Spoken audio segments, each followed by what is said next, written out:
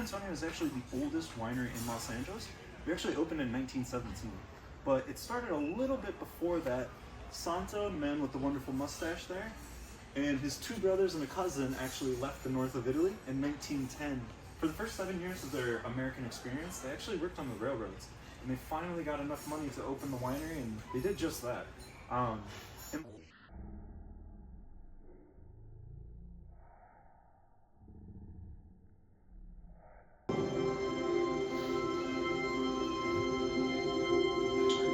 Through world wars, prohibition, the Great Depression, we have overcome and forged ahead.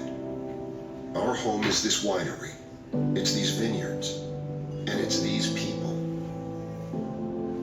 It's our Reedley family. We came in the ship of Agosto was the name of it, and we came in August. I was 7, and I landed in New York on August 29, and then I came to Encino to meet my aunt and my uncle. Only here in Lincoln Heights there were 5 wineries, only in Lincoln Heights. But the way my uncle was telling me that prohibition was tough. And then in 1929, when the Depression came, he lost everything. So he started from scratch at the prohibition. And then I had my children, and we all stick together, and they're all good workers, and we kept the thing going. My mom and dad, Nona, as we call them, they had the most incredible work ethic. They worked 6-7 days a week. They worked tirelessly. They were always thinking and always sharing those thoughts with us. We didn't get here by the traditional modern ways of today's marketing. We got here by selling wine bottle by bottle. I guess you could say the old-fashioned way. Our history is over 101 years old, and it's a wonderful accomplishment in this industry. But one of our biggest achievements is owning our own estate vineyards. We now own vineyards in Paso Robles, Monterey, and Napa Valley. As a company, sustainability is our future. We strongly feel now going with 4 generations, with the 5th hopefully coming into the company soon, that not only is it good for the environment, it's also good for business. Our winery is as sustainable probably in modern day world with solar power and water treatment.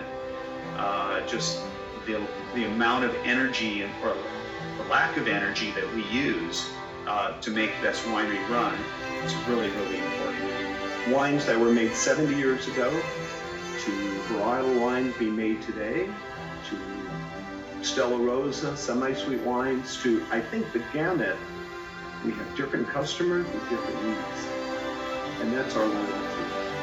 People come here almost like they did 80 or 90 years ago because they feel comfortable, and they know we're part of that community of Los Angeles. It's just a bigger community now, that's all. You have to take risks, you have to take chances, and that's, I think, the philosophy we've maintained, believing in ourselves and feeling that let's work hard and let's make a legacy for ourselves. 4 generations now have worked hard together to create what we created, but it's also because of the people, the teams that we consider our family as well. From our sales staff to our marketing teams to production to our grape growers, we wouldn't have anything. We can't do it ourselves, and we owe it to them. I mean, frankly, this award is for them. It's all about really the family being huge and supporting our vineyard team all the way to the winery. We're not changing the world, but we definitely try to bring on people's life a little pleasure drinking this wine. This is the amazing part. I don't know what's cooler, the fact that this business has been here for so long, or the fact that a winery that's not in the traditional wine country is winning American Winery of the Year. We were always forward thinking, and So we figured, okay, how can we get through these difficult times? We thought outside the box and we came up with a way. And luckily the community supported us and made us, what we are today. It's all about embracing the past and looking ahead for the future.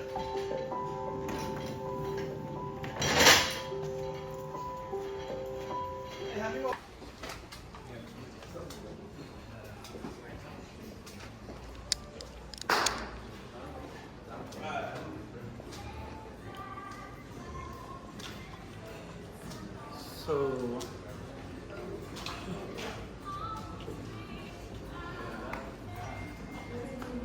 this is our biggest private room. We rent this up. I think it's 160 or 140 people. That's exactly where I was going. So, our company is 108 years old. These are actually 120. These are our original fermentation tanks. We bought them.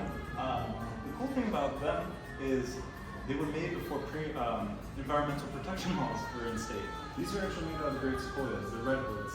They can't be replicated because they're a protected tree now. They smell great. They feel great. They hold 3,400 gallons, about 900 boxes of wine. I think we stopped using them in the 80s. Nowadays, we actually modernized a little bit. Our new fermentation tanks are 4,000 gallons, do a lot more wine, and then the grid outside is actually the refrigeration tank. So we have to keep them perfectly temp so that we don't lose the wine, or if we freeze the wine in there, it will dilute with water. So the only way to keep it at temp is put ice on the outside. When they're actually ready, the wine is ready, the little spots there, we put a fire hose and they run it over to our bottle and pump it all out. And then that little chamber thing that looks like a submarine, once it's empty, somebody's got to get in there and clean it. So that's our the way that we get in there and scrub it down. Alright. If you guys will follow me this way. I'll go back. Feel free to touch the barrels. Oh. Yeah.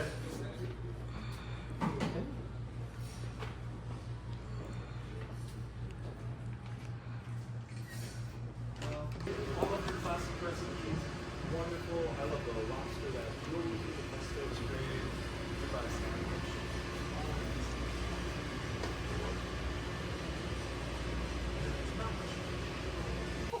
Okay. Yeah. They work 4 days a week, 10 hours.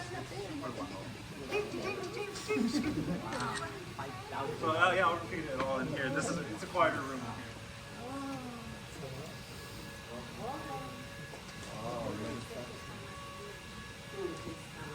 Yeah, so a lot of our fermentation happens here.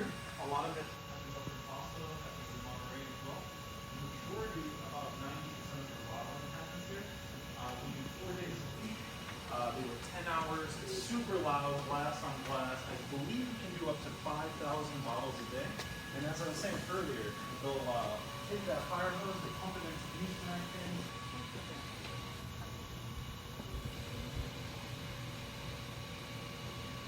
Her tractor out of it, so like the famous tractor from the story, she's posing with the tractor. I don't know why they wouldn't show this image.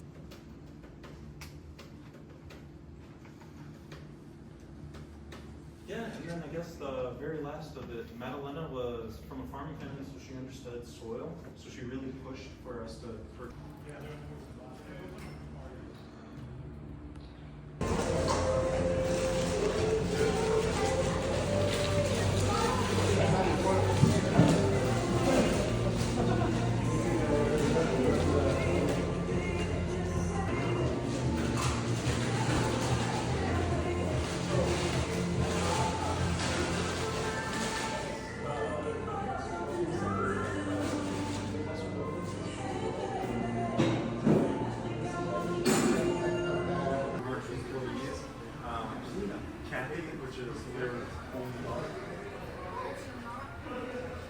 Which is their own, yeah, it's not their, it's their oldest son.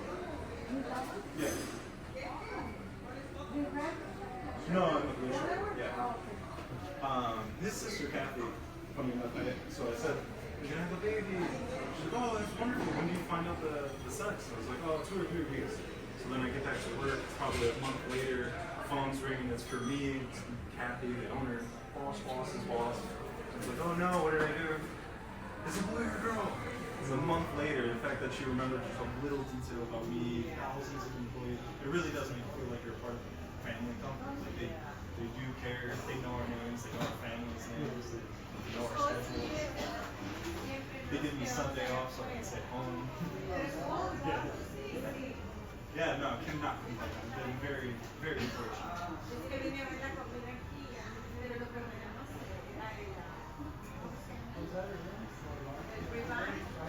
Yeah.